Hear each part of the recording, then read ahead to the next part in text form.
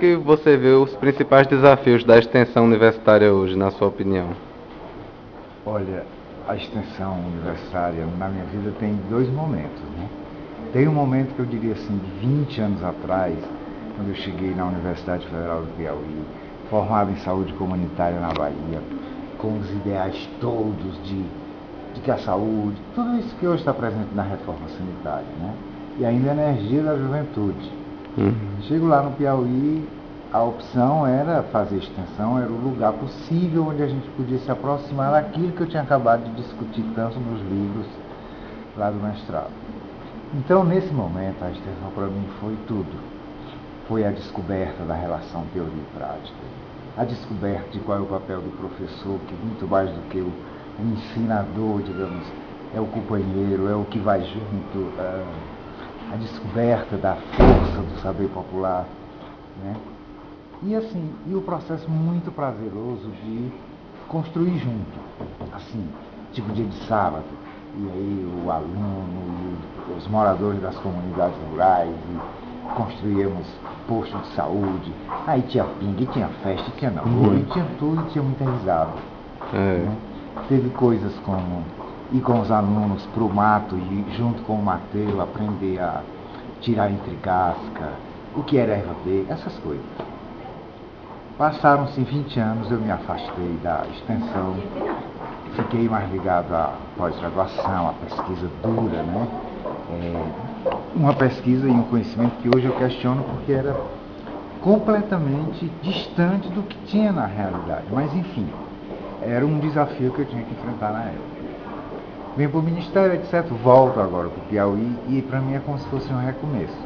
Recomeço da aula e recomeço a encontrar a extensão.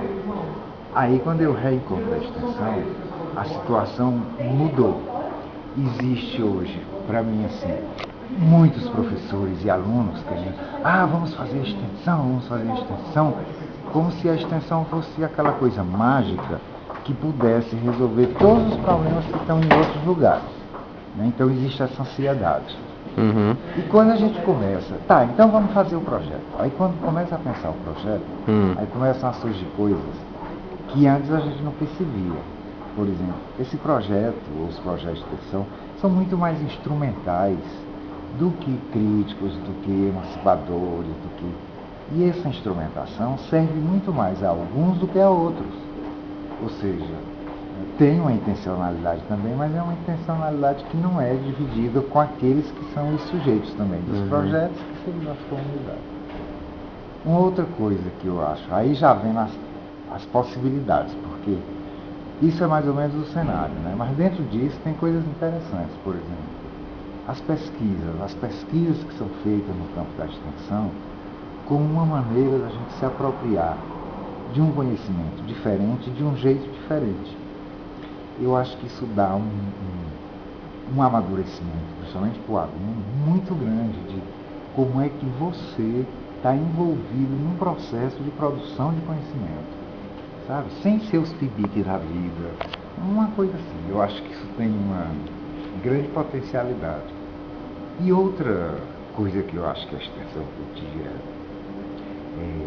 outra potencialidade que eu vejo é a questão da integralidade das pessoas, dessas várias profissões, se integrando em um território a partir de uma ação concreta.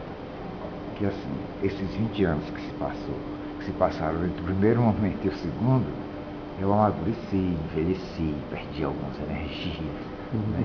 Então eu acho que essa questão da integralidade, se não for integrar em cima de uma ação concreta que seja do desejo de todos, fica uma integralidade muito fictícia, muito por decreto. Né? Então eu acho que a extensão é esse lugar de articulação, de integração, de integralidade, de corresponsabilidade. Ou seja, a extensão é o lugar de você aprender a construir, a conviver com outros valores que não estão nos outros espaços de formação.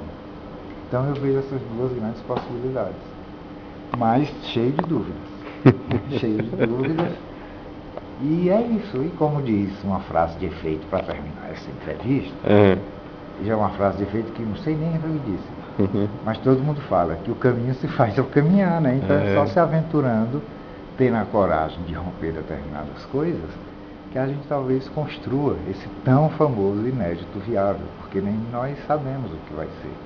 Mas queremos, sonhamos e se sonhar e querer serve para alguma coisa, serve para fazer.